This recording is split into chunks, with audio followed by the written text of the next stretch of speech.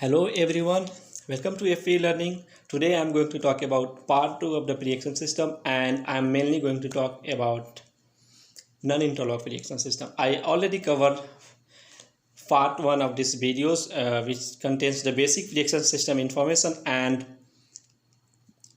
single interlock pre-action system. So I will recommend you guys to see that video before coming to this one because there is lots of information in the first part. So let's begin now. Here we have a general view of non-interlock pre-action system, right? With the pre-action, this system, right, non-interlock system, water will admit to sphincter piping upon operation of a detection device or a automatic device. So if here we have a pneumatic detector, if this sphincter is fused, air will go out, and due to difference in temperature, the intermediate chamber opens and allow water to go outside. Allows water to go inside the sphincter piping and extinguishing the fire. If detection system malfunctions and in case of the fire, sphincter bulb fused, right, then also it will activate the pneumatic actuators and allow water to enter inside the system. We'll have a look on this one in a schematic so that we can have a greater idea with those parts, function and all. So the major advantage for this system, right, that if a detection system fail or malfunctions, the system can operate as a dry pipe system. Meaning that, we discussed in the dry pipe system that if the air pressure goes down due to the activation of the sphincter system, the valve will activate and extinguish the fire. Similarly, it works here as also a dry pipe system. By increasing the fire protection reliability, right, by doing so, either open by detection system or open by the activation of the sphincter system, this system we can consider that we are increasing the fire protection reliability. But wait, at the same moment, it decreases the non-fire water damage potential, right?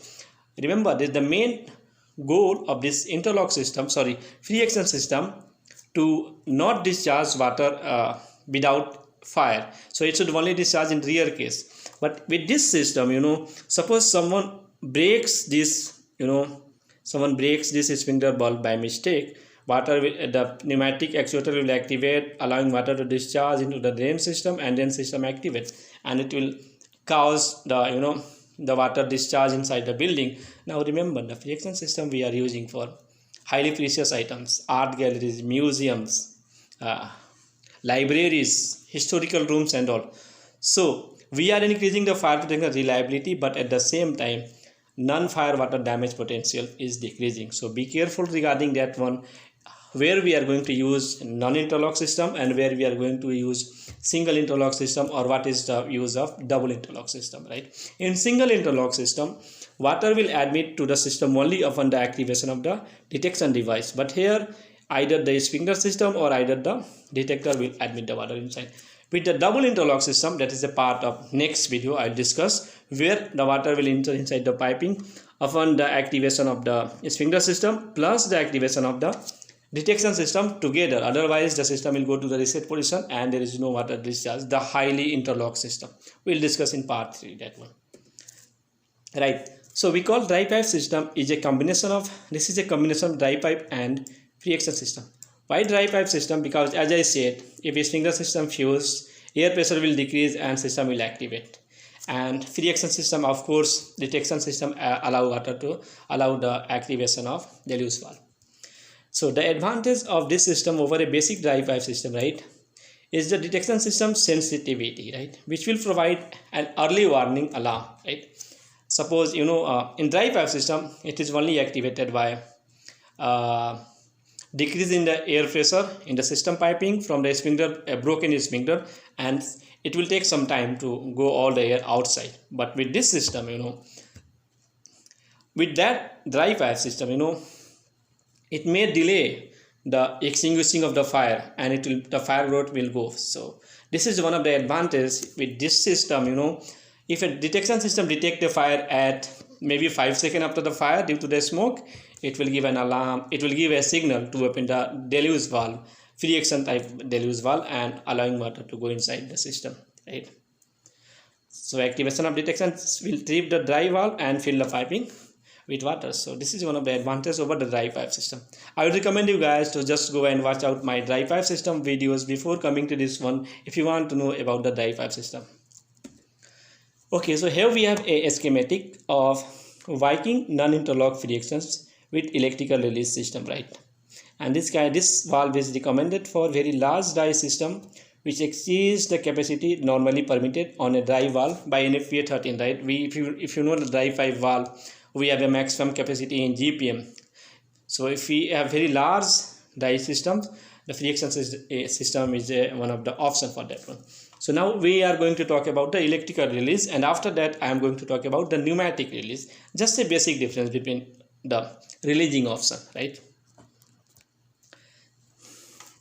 So I will, for our sake of understanding, I will divide this one in three parts. One in the compressor areas, all those, and one in this dry pipe valve, this friction valve, and one in the actuation system. So let's begin with this water supply. From here we are getting water to the system, and here we have a control valve D1, which is a water supply control valve, right? And here we have a trim, one quarter trim. It is going all the way to A1, right? It is going to deluge valve, right? And the B4 here we have, you can see that if a spring loaded check valve for one directional flow, and then we have B3, right? 1/16" restricted orifice, right? So this orifice, the function of the orifice, to restrict the flow of the water, right? Remember the line is 1/4 inch, but the orifice size is only 1/16". So it will allow water to go slowly, but it will fill the system and pressurized. And what is the reason for that one? I will discuss when the system activation parts come. And then we have a mechanical, then we have a strainer to remove any dirt or foreign particles, and then the B1 we have a shut-off valve, normally open. So all the way water is coming from this side, and then from this line it is going to the priming chamber and pressurizing and holding the deluge valve closed, right? So how, this is the one part. Now next, how the system is going to activate, right? So as I said, this system will be activated by either a activation of either a detection system or by a sprinkler system fuse, right? So this is connected all the way to the sprinkler system, right? Let me draw. Suppose the system is connected to a sprinkler system just for our convenience, right? So let's talk about the detection system first. The F4 we have a F4 is for system control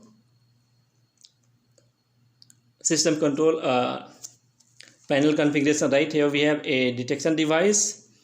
Once it detects a fire, right, this detector detects a fire, sends a signal to the releasing control panel. Now this releasing control panel sends a signal to C4, which is a electrical motor alarm, right?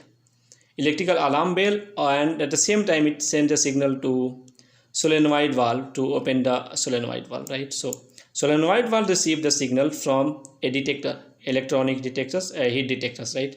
So this one will send a signal to solenoid valve, and it will send a signal to open this solenoid valve.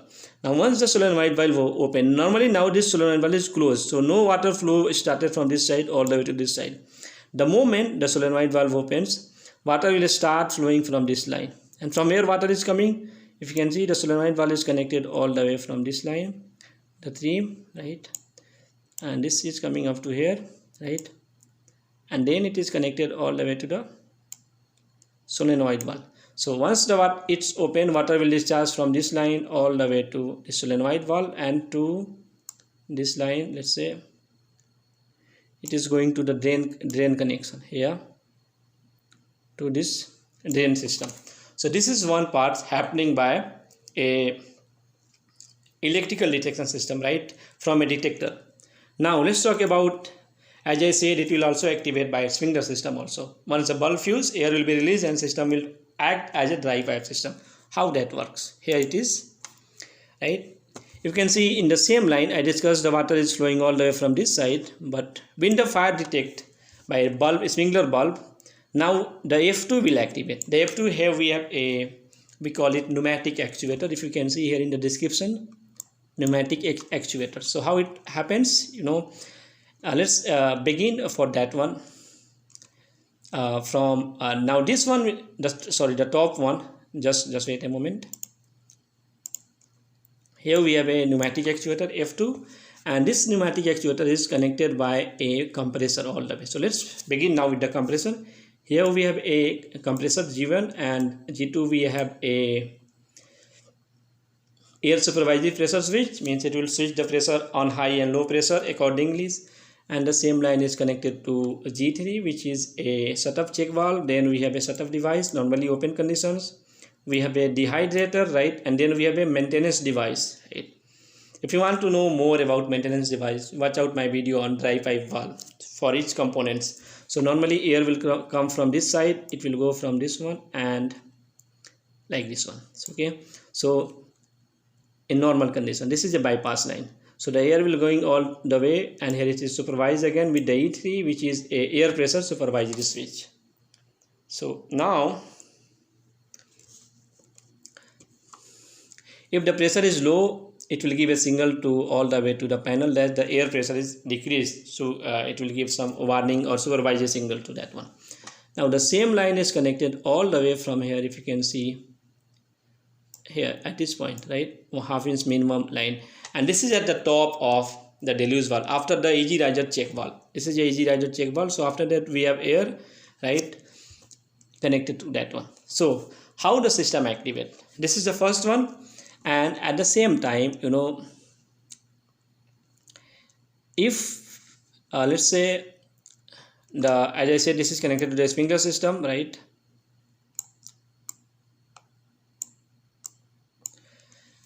The moment this is pressurized by the same air, this is pressurized by the pneumatic air, right? So once the system activate, the air will go out from this bulb, sprinkler bulb, and decrease in the pressure. Due to the decrease in the pressure in this line, right, because the same line is connected all the way to the from here. Let me erase all so that we can have a greater look here.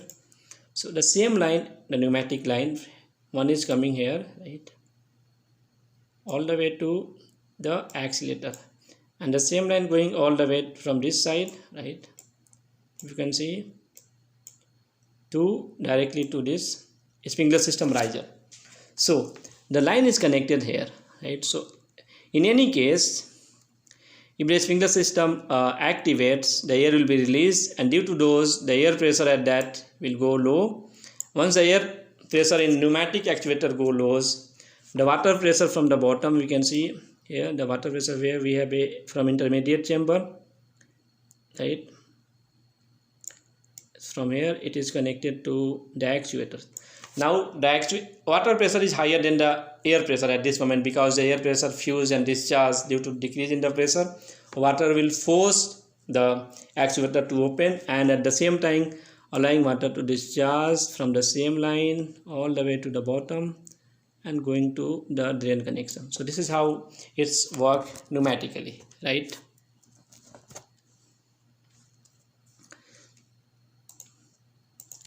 And then we have a manual release system. This is a B11 is a emergency release. So if you want to open manually, just open the box and pull the lever, and it will also do the same work as it is done by the solenoid valve or actuator. So the water will discharge all the way to here in the drain connection. This is how it works. So these two lines, you know, F2 and F1, they are connected in parallel, not in series, right? They are connected in parallel in non-interlock projection system. But if you are going to double interlock system, this will be connected in the series, because one activate, other cannot activate at the same time. Sorry, one activate, then water will not discharge. Another activate, then also water will not discharge. These two need to be activated together, the solenoid valve and the pneumatic actuator, to discharge the water into the system, right? So this is all about, you know, this is all about those the solenoid valve, right?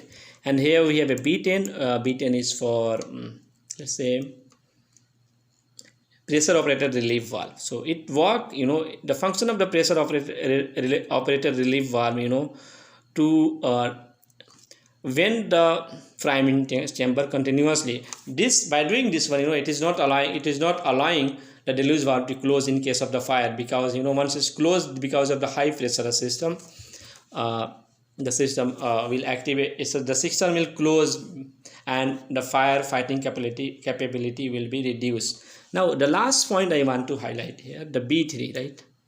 This is the B3 is still sending the water in case of the fire also from this line, because it is not close to the priming chamber. But the water coming from the B3, because B3 is a 1/16" restriction, and at the same time water going from this from this line, right, from the actuator or from the solenoid valve line, is totally different. From this line water is much more higher than the B3, so by the time it will fill the priming chamber, most of the water will discharge and the high pressure will not generate and it will not allow the closing of the valve. So that's all about non-interlock reaction system with electrical release. Now let's talk about a little bit regarding non-interlock reaction system with pneumatic release. With the pneumatic we have the same concept what we discussed. All the components are the same, only the activation. Here we have the F4, right? This F4 is activated by heat detectors, but here we have a sprinkler, right? So this is a pilot line sprinklers. We also, this is F5 and F6, fixed temperature release and or pilot head sprinkler, right? So either this one will activate depressurizing the line, or either this one. So instead of this detector, we have a pilot line detector, right? Here we have a heat or a smoke detector, let's say whatever required as for the design criteria. Only change here we have a pilot line detector with a pneumatic line here. So again everything is the same. Water is going all the way from this line, right? And then we have a sort of device, strainers, and then the restriction orifice all the way from this line. It is pressurized here, and the same line is connected all the way to F1. Remember, now here only we have F1 which is we call it pneumatic actuator. We don't have solenoid valve because solenoid valve need electronic signals that we don't have here. Here we have receiving only pressure difference, right? So if the pressure difference goes, system will activate. How the pressure will work? Again the same concept. Here we have a compressor from this line all the way from this G2 supervisory levels, and then it is going all the way to dehydrators and then air maintenance device. Now from here we have two connection, right? This is coming all the way to the system here, system side of the valve from this line, right? And the same line is going here to the actuators, pneumatic actuators. So either this one will activate, pressure will decrease because they have the same line here, right? Either this one will activate, the pressure of the compressor will be reduced, or either this one will activate, the sprinkler valve. In any case, the pressure of the pneumatic air, the air pressure is going to be decreased. Due to that one, the pneumatic actuator will be, the water will force from this line at much higher pressure, right, to open this one and then allowing water to drain the system into the drain cone, right? And again we have same concept here. If you want to open pneumatically, we have a manual release system at this location. That's all about free action system with pneumatic release. And here we have a electrical release. If you have this is all about today lectures, right? If you have any suggestion or doubt, or if you have any questions, you can contact me through the LinkedIn. My page is here, and you can contact me also through the Learn FE page on Facebook. My page is on there, and my face is there on Facebook. So this is all about. See you next time. Thanks for watching, and subscribe my channel so that you can get the latest update on various FE topics in future.